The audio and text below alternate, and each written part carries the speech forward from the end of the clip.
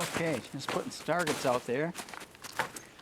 This morning I thought before I take off, I'll do a review of one of my personal favorites, the New England Firearms Survivor.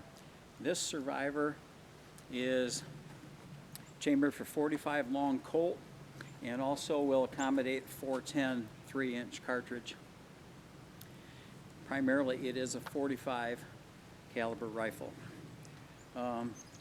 Basically designed, it is a single shot break open. The release is on the right side of the hammer. However, it is convenient enough for both right and left-handed people. One of my favorite features is, I don't know if the camera will pick this up, probably not. There's a big notch out of the hammer. The safety system is such that the gun will not fire unless you have the trigger squeezed. So if my finger's not on the trigger, that hammer cannot fire the gun. If my finger is on the trigger, and there is a spacer transfer bar right there that is up enough to fill the space between the hammer and the firing pin, and then it'll fire. So that's the safety system. You'll notice on the stock and forearm I have several positions. You can put a sling to your liking. Obviously the stock doesn't look conventional. It has storage compartments, and first I'll look at the buttstock. And in the buttstock I'll pull the divider out. There is a divider, and you can divide the compartments to your liking. I stick a bandana in there so that my stuff isn't rattling around. So you can hear right now I have a minimalist pocket knife. What else did I leave in there? Fire steel and a very small flashlight.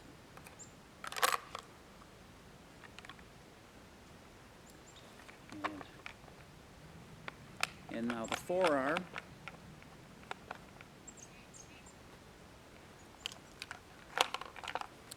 The forearm you can remove.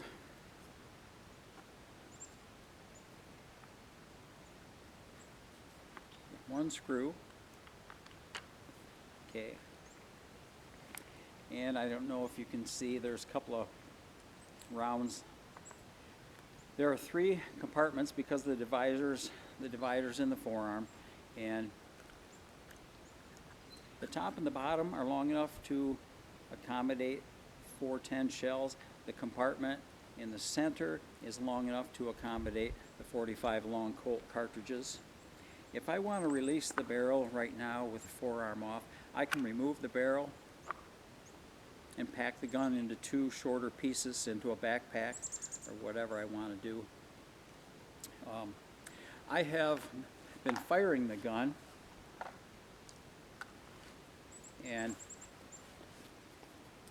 first, basically because of the thickness of the barrel at the breech and how small the barrel is at the muzzle, basically your sight plane has the gun shooting high, and I won't go into that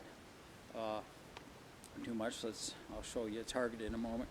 So I can tell by looking at it, it's going to shoot high. The ergonomics is pretty good about the gun. You'll notice a pistol grip. Sitting, maybe I would, stationary, maybe I would cock the gun with my left hand and return my hand to the forearm. To cock the gun with my right hand, I would have to bring my thumb out of the pistol grip over the top, cock the gun, return to the pistol grip. Probably not something you want to be doing with fast actions such as waterfowl or grouse. And so the other option is I have the gun gripped like you would a conventional shotgun. My thumb is over the top, and I can cock the gun quickly. I'm not changing any positions. Back to, I'm going to show you a target. firing the 45 long Colt, I fired some, and I don't know if the camera will pick this up.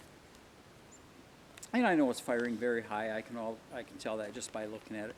These wanderers out here I got are basically from me shooting the gun while I was shivering, but that gives you an idea. That's substantially high. More on that in a moment. So in the gun right now, I do not have the choke tube in it. So for firing bird shot, the gun comes with a choke tube that looks rifled. Actually, it is a straight rifling to arrest the spin that the riflings are going to give your bird shot. And I will insert that in a moment. Out of curiosity, something I haven't done, I haven't fired the gun without the bird shot tube in there. So I don't know how the shot will pattern.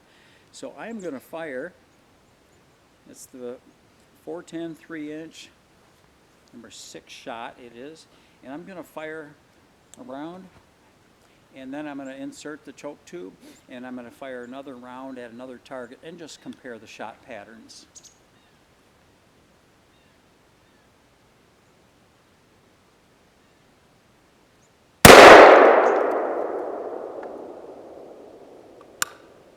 It's white paper. I really can't see the shot pattern from here, but okay.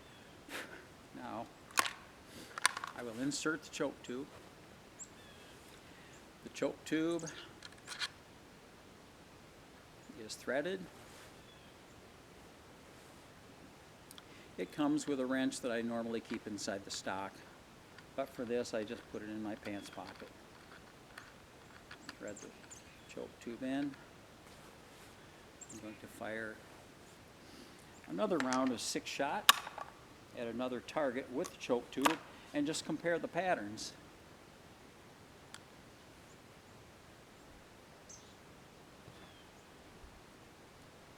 I can certainly compare the amount of snow that fell off that log. Okay. With the choke tube, without the choke tube, that was the bird shot. I'm going to get the targets. The snow conditions are pretty tough. It may take me a minute.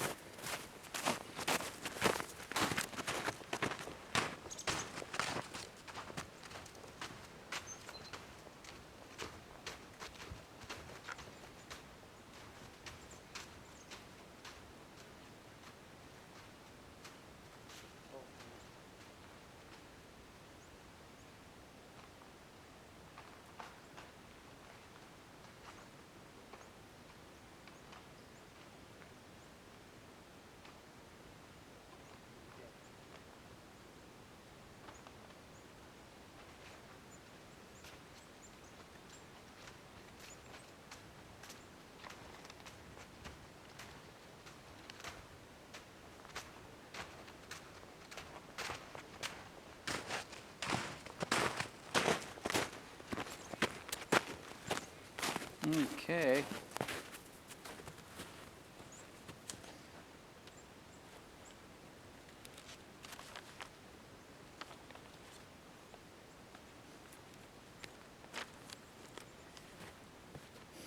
This is the target I shot at without the choke tube.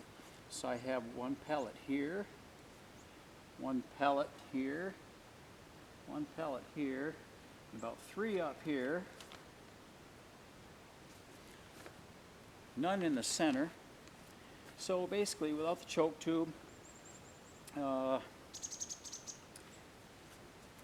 it's a slim chance. You're probably might go home hungry. Okay, and I tore a hole out of it, getting it loose because of the thumbtack. Here is the shot pattern using the choke tube. So I have 5 pellets right close to the bullseye. There's 2 more bottom right, 2 off the side, 2 over the top.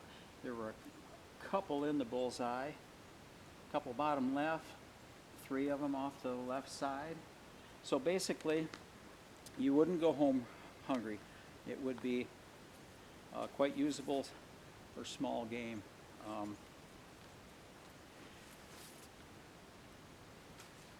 Possibly you might get by without the choke tube.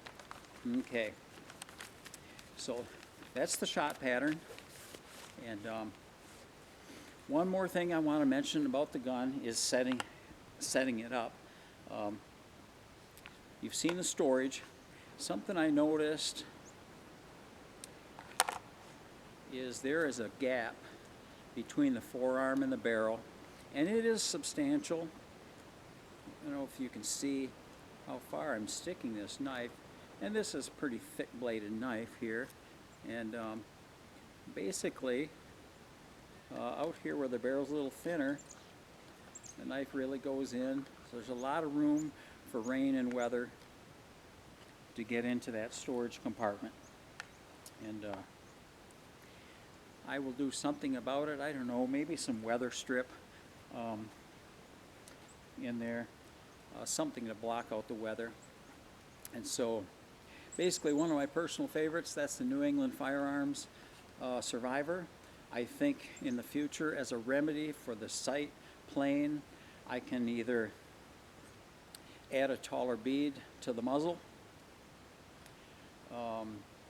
I could even have sights installed on the gun, but it is a big problem to look to sight without any machine marks, nothing on the top of the barrel, and it can look a little even shiny. It's hard to see to get it even fairly lined up for shooting a rifle round. So one of my personal favorites, the New England Firearms Survivor. Thanks for watching. I hope you appreciate the input. I want to thank the viewers and the subscribers. One of my personal favorites. Let's go walking.